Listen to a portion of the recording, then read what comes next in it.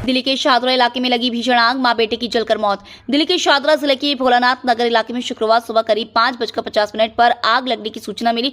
Police team और fire brigade तुरंत मौके पर पहुंची। वहां पहुंचने के बाद दमकल कर्मियों को पता चला कि वहां इमारत की तीसरी मंजिल के फ्लैट में आग लगी हुई है। घटना के समय घर में परिवार के 6 सदस्य मौजूद थे। सभी को अस्पताल पहुंचाया गया, जिसमें से 2 लोगों की मौत हो गई।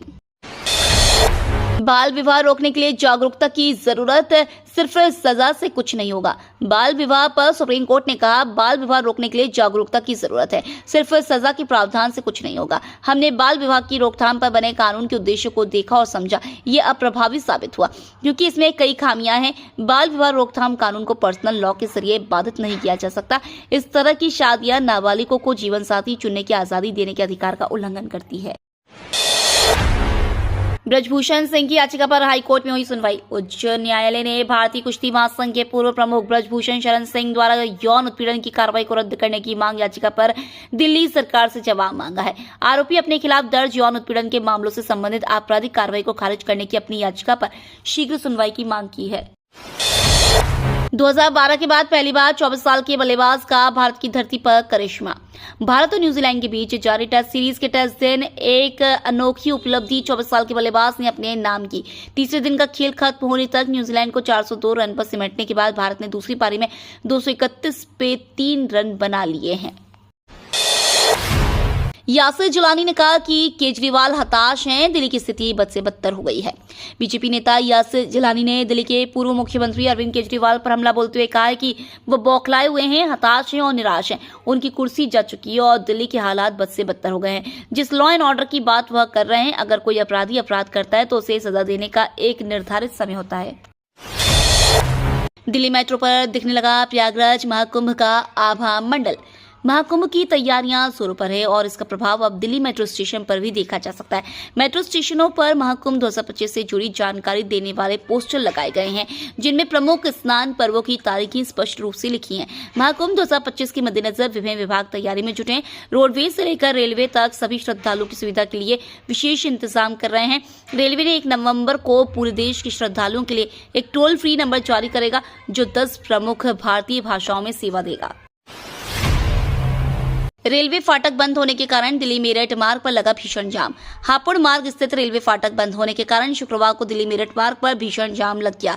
लगभग 2 किलोमीटर लंबी वाहनों की कतार लग गई। जाम के कारण हजारों वाहनों की पहिए ठहर गए। मुख्य मार्ग पर करीब 2 घंटे तक जाम की स्थिति बनी रही।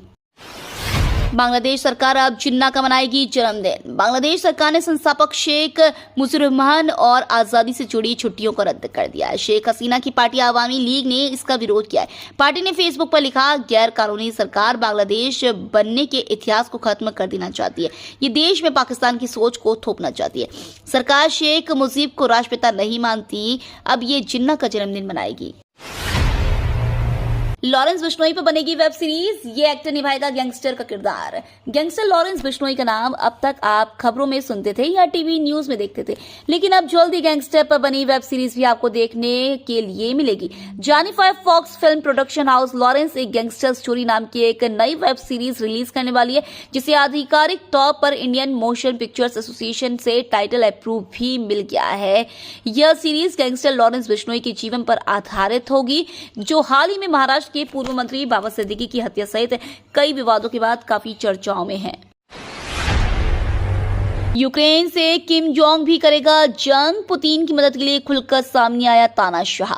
दक्षिण कोरिया की खुफिया एजेंसी ने शुक्रवार को कहा कि उत्तर कोरिया ने यूक्रेन के खिलाफ युद्ध में रूस की सहायता के लिए अपने सैनिकों को भेजा है। इससे पहले गुरुवार को यूक्रेन के राष्ट्रपति वोलोदिमीर ज़ेलेंस्की ने दावा किया था कि उनके देश में रूस की तरफ से लड़ने के लिए उत्तर कोरिया के 10,000 सैनिक तैयार कर रहे हैं।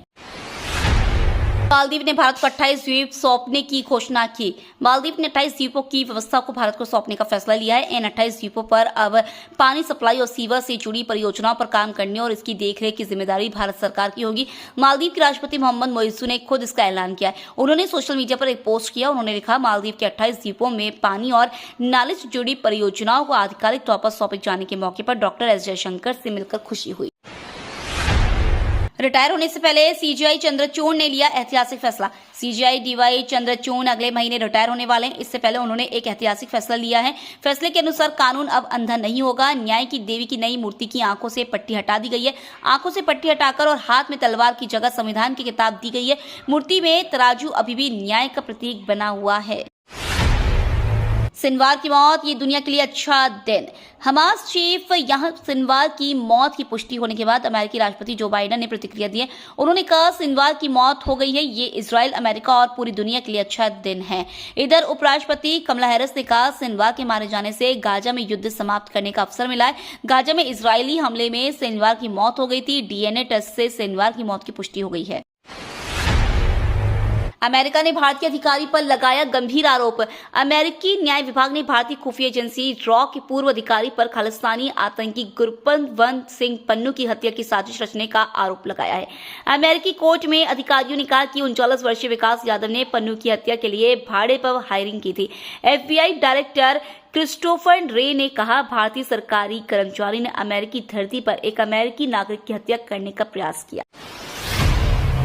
4 मंजिला इमारत में चल रही फैक्ट्री में लगी भीषण आग। सागरपुर इलाके की इमारत में चल रही फैक्ट्री में अचानक आग लग गई। गनीमत रही कि आग से कोई हताहत नहीं हुआ। दमकल विभाग की 25 गाड़ियों की मदद से आग पर काबू पाया गया। बताया जा रहा है कि इस 4 मंजिला इमारत में प्रिंटिंग का सामान बनाया जा रहा था और यह अवैध रूप से चल रही थी। ये तो थी आज की बड़ी खबरें। रोजाना ऐसी ही सबसे पहले अपडेट पाने के लिए चैनल को सब्सक्राइब करना बिल्कुल न भूलें। धन्यवाद।